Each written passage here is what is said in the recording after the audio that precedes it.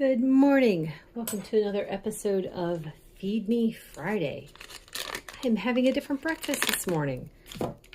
Mainly just because I'm trying to finish off something, and I'll show you in a minute what I'm talking about. How are you guys doing?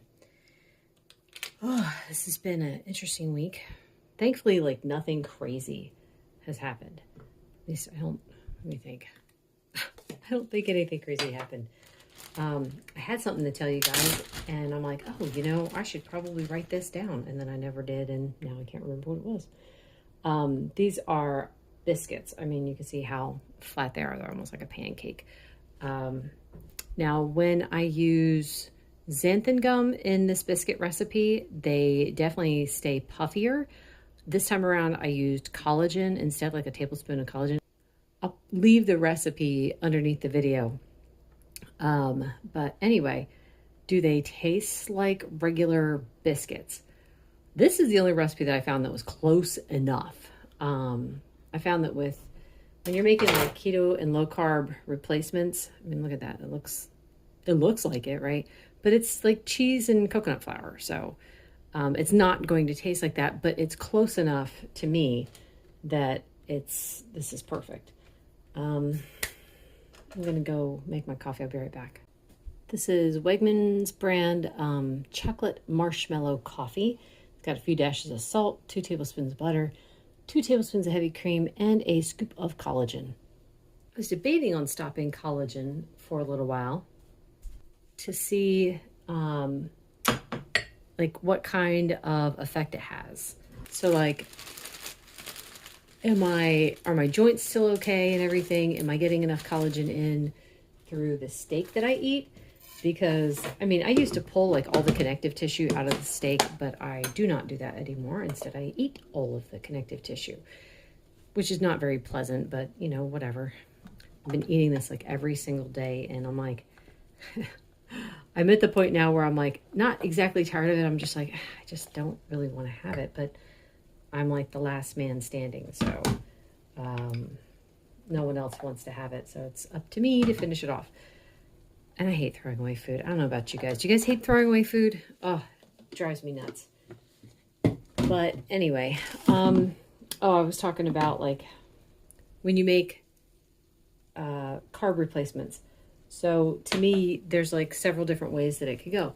You could have it be close enough, and it's pretty good. You could have it turn out to be something that's completely different. It doesn't even taste anything like the original, but it's its own nice thing.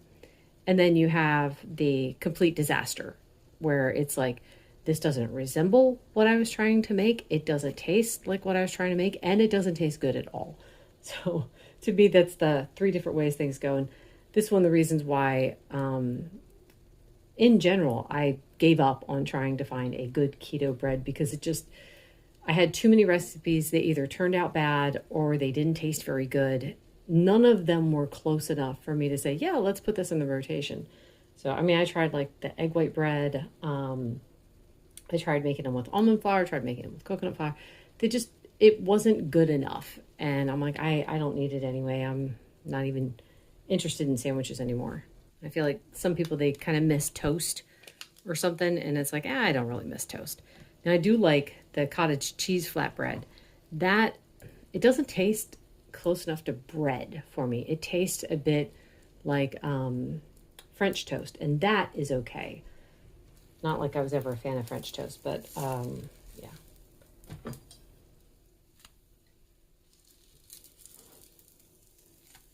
See, I like how that toasts up.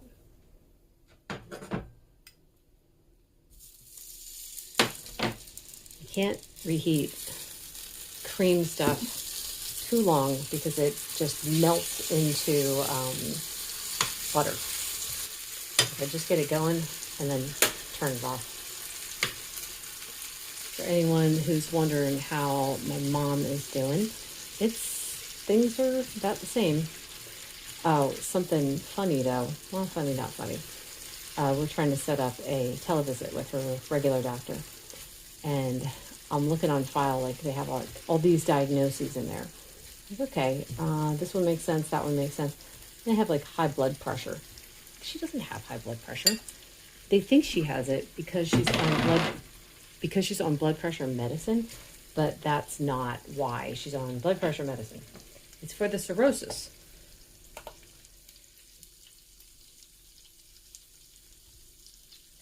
Now, she used to have high blood pressure, not anymore. Another thing that they had in there was that she had, what's that called? High cholesterol. And that's, again, something that she does not have. Now, thankfully, they have it so you can take those diagnoses out. And what's funny is, like, it's in there, but it's like the doctor herself was saying last time my mom had her cholesterol checked that it was perfect. And it's like, okay, if it's perfect, why is the diagnosis still in there? Diagnosis. Sorry, I keep saying that wrong. Anyway, I think that's all I have to say. That was very fast as opposed to normal where, yeah, normally breakfast takes longer.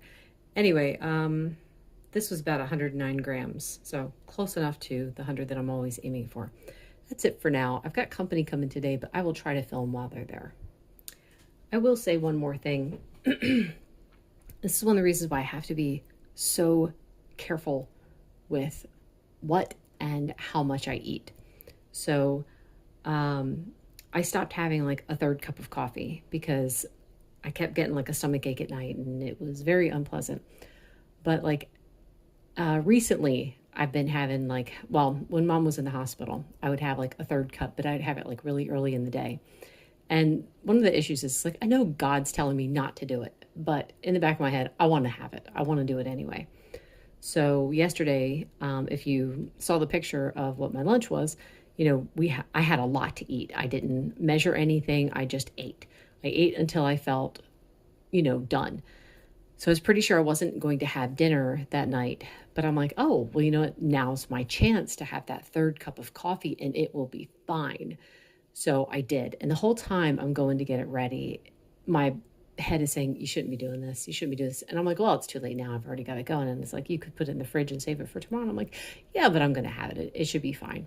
And I had a little bit of cheese and I was okay for a while. And then I was like sick to my stomach. And then as the night went on, I was okay for a while. I went to bed. I woke up in the middle of the night and I felt like I was going to throw up. It was so bad. I never did end up throwing up, but I had to sleep sitting up in my chair because that's how bad the nausea was. And I just, oh my goodness, I'm kicking myself because I'm like, you knew you shouldn't have had it, but you had it anyway. So this is one of those things where it's like, if anyone thinks that I just have it all nailed down, here's a good example of the struggle that I still have. It's extremely frustrating for me when I give in because I pay for it every single time. So it's like, yeah, I might not struggle with the temptations of like cake or cookies or anything like that, but I still have things that I struggle with. And I would love to be like 100% perfect, like all the time. I wish it could be like that. It's very frustrating, but anyway, I just kept praying. I'm like, I'm so sorry, Lord. I'm so sorry I didn't listen. But, you know, still here. So praise God, I'm still alive. And every day is another chance to get it right, which is, I mean, the Bible talks about that. Every morning his mercies are new. And that's how I feel about this diet. Every day I get another chance to see if I can get it right. So anyway, now that's all for today. Lunch is... Someone's waiting for something to eat. Now you're having a knot in the back of your head too. Yep. Lunch is half a cheeseburger with some sour cream. Other half is going to mom. And cup of coffee with, let's see, which one is this? Butternut toffee coffee, 2 tablespoons of butter, 2 tablespoons of heavy cream, scoop of collagen, and 3 dashes of salt. Dinner is some grilled flank steak and some butter.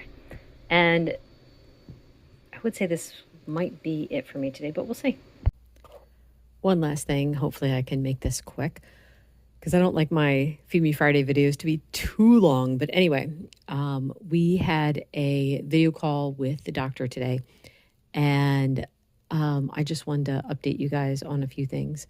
So, you know, the doctor was asking why I wanted the cholesterol diagnosis taken out.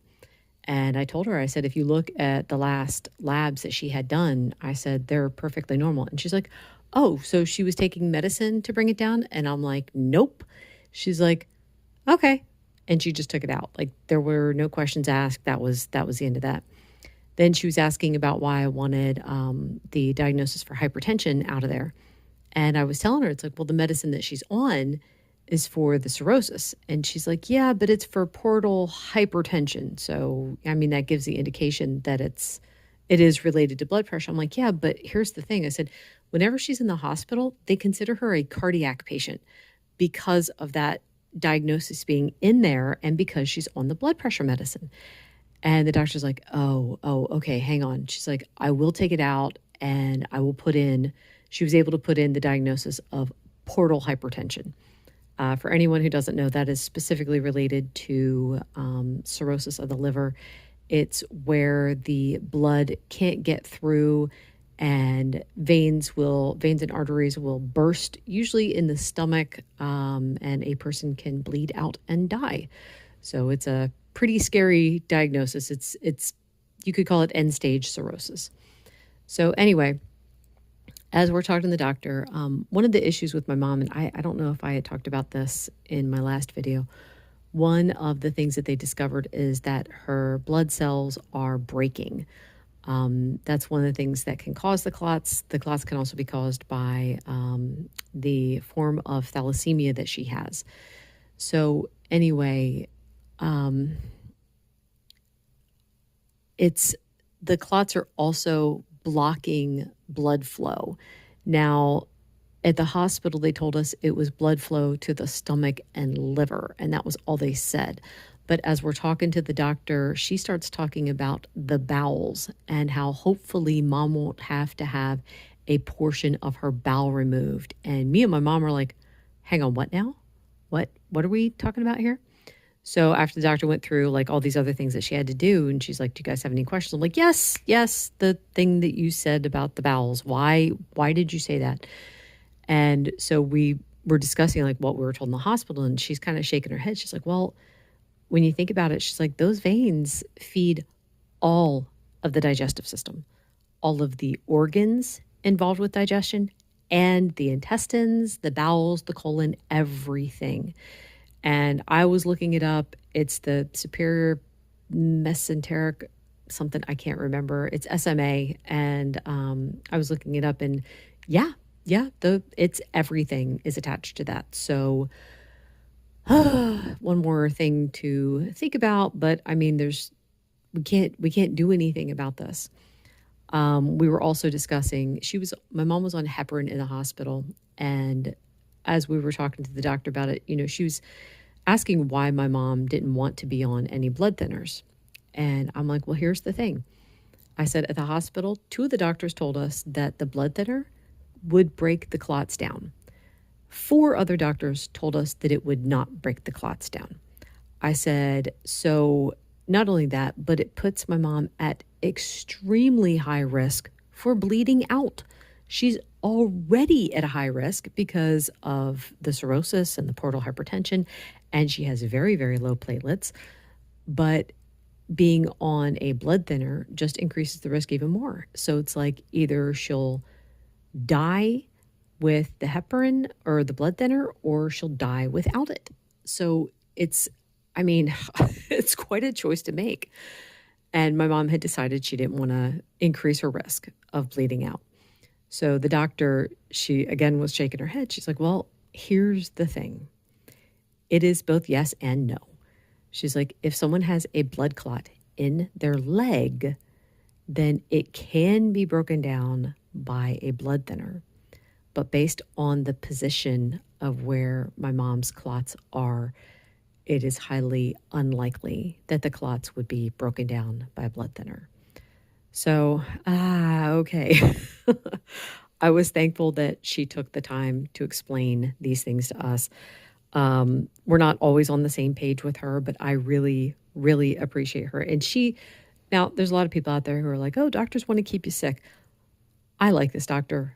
I do not think that is at all what she's thinking. She had a lot of recommendations for us, maybe try baby aspirin. I'm like, how would that work with my mom's liver? And she's like, well, you should definitely talk to the GI specialist about this. Okay, well, we'll do that. She recommended that we go to a vascular surgeon because there's possibly something that could be done. Maybe there's something that could be done, but we have to check in with them. She wants us to go to a hematologist to keep an eye on mom's numbers because her white blood cell count was extremely low. The last thing I will say, and this was very funny. Again, I appreciate this doctor because of what happened with this interaction. She asked if we had any other concerns, and I was saying that my mom wasn't able to eat a lot. With, again, the positioning of the blood clots, when my mom starts to eat, the more she eats, the worse she feels.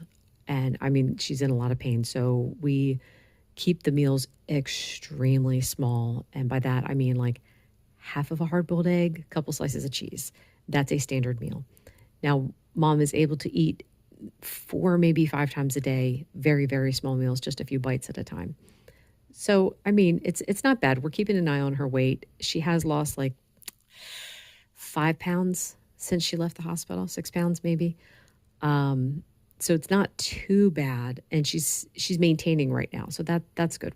Like I said, we're keeping an eye on it because she's not moving. She's not getting a lot of exercise in. But anyway, the doctor recommended that I give her a protein shake like Glucerna. And I said, I can't give her that. It would shoot her sugar up. She's like, yeah, but it's sugar-free. I said, it has 4 different sweeteners in it, and it has 2 starches. I said, it would definitely shoot her sugar up. And she's like, but how? She's like, why would they do that? She said, it's supposed to be for diabetics. And we're like, yes, we know. So she's like, boy, that's frustrating. I was like, yeah, no, we know. So she was recommending, she's like, there are other options for like protein shakes out there that she could have instead. And I was just, at that point, I was just agreeing with her because honestly, mom should not be having protein shakes. There's so many other ingredients in them. And with her liver being in the state that it's in, we need to keep foods as clean as possible. So if she's going to get protein in, it's going to be through the food she eats, not through shakes. Good gravy. Anyway, that is going to be all for today. I did have one last thing. I had an Element soda. Those are a bit iffy on my stomach too. It wasn't too bad, but I have to limit them. They can't be, oh, it's a special treat today. It's like, no, I should only have them if I desperately think I'm in need of electrolytes. But anyway, that is all for today. Thank you everyone so much for listening and watching. And this video is brought to you by my faith in the Lord Jesus Christ, who has everything you need and nothing you don't. And I see this all the time. Bye-bye.